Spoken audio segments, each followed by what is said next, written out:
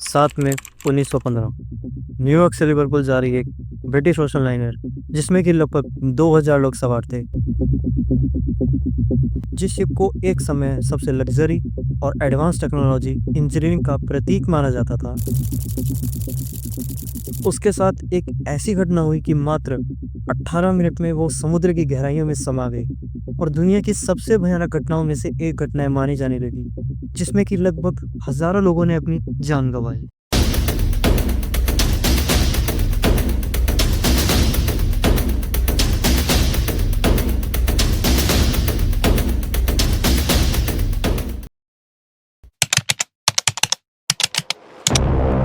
साल 1900।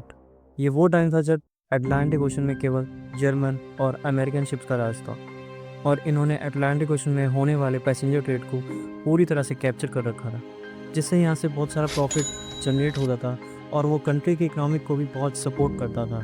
इन शिप्स में mainly emigrants travel करते थे जिनको नॉर्थ अमेरिका जाना होता था, और क्योंकि ये शिप्स बहुत ज़्यादा फास्ट, लार्ज और लग्जरियस होते थे तो लोग इनमें जाना पसंद भी करते थे।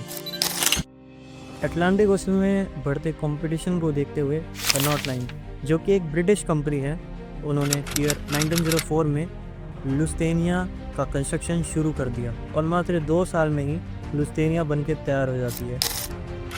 7 सितंबर 1907 ये वो दिन था जब आरएमएस लुसिटेनिया अपने पहले वॉयज पर निकलती है, जिसमें कि इसे लिवरपूल से न्यूयॉर्क जाना था।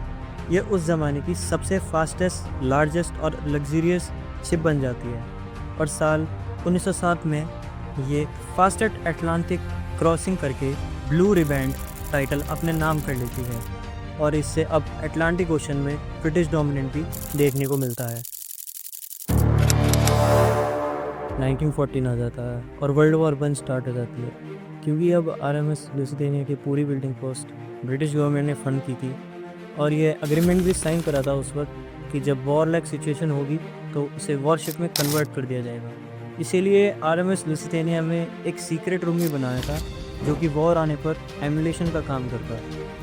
पर अब आरएमएस लुसिटेनिया को वॉरशिप में की लिस्ट में तो डाल दिया था, पर तभी उसे ऑन नहीं किया गया। इसी बीच जर्मनी, ग्रेट ब्रिटेन और आयरलैंड के अराउंड जो भी सी था उसको वॉर जोन डिक्लेयर कर देता है, और अगर कोई भी एनिमी पैसेंजर शिप वहाँ होगी तो उसको बिना वार्निंग दिए डुबा देने की वार्निंग इशू कर देता है।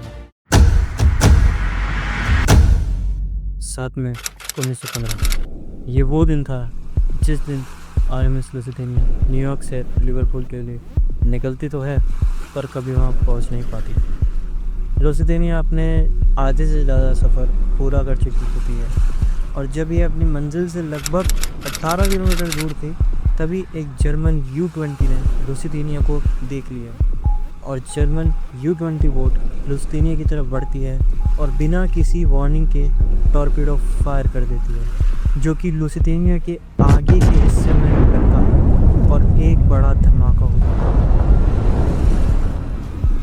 कुछ समय बाद लुसिटेनिया में एक और धमाका हुआ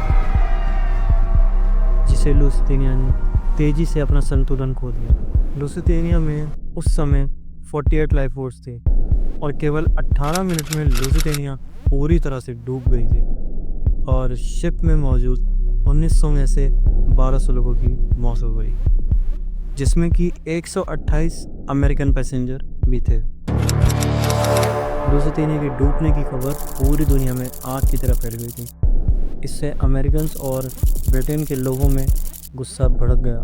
8 मई को फॉर्मर जर्मन कॉलोनी सेक्रेटरी एक स्टेटमेंट देते हैं और एलिगेशन लगाते हैं कि क्योंकि वो एक वॉरशिप था और उसमें वॉर सप्लाइज होने के साथ साथ वो जर्मनी के द्वारा डिक्लेयर्ड वॉर जोन में भी था, इसीलिए जर्मनी के पास उसे डुबाने का पूरा राइट था और जर्मनी अमेरिकन सिटीजन्स की डेथ का जिम्मेदार नहीं होगा। जबकि कनॉट लाइन के असिस्टेंट मैनेजर का कहना ये था कि वो वॉर सप्लाई नहीं ले जा रहा था। अमेरिका चाहता था कि जर्मन गवर्नमेंट एक अपॉलजी इशू करे, सभी यूएस विक्टिम्स को कंपनसेशन दे, पर जर्मनी ने ऐसा करने से बिल्कुल मना कर दिया। बाद में यूएसए ने जर्मनी को इसका जिम्मेदार ठहराया, पर जर्मनी का सबमरीन और वॉरफेयर ना बंद करने की वजह से और पैसेंजर शिप को हमेशा टारगेट बनाने की वजह से यूएस की वर्ल्ड वॉर में एंट्री का कारण बन गया। एक समय पर अटलांटिक ओशन में राज करने वाला और उस समय का सबसे बेहतरीन माने जाने वाला जहाज कुछ समय और कुछ पलों में अपने साथ कई रहस्यों को लेकर डूब गया।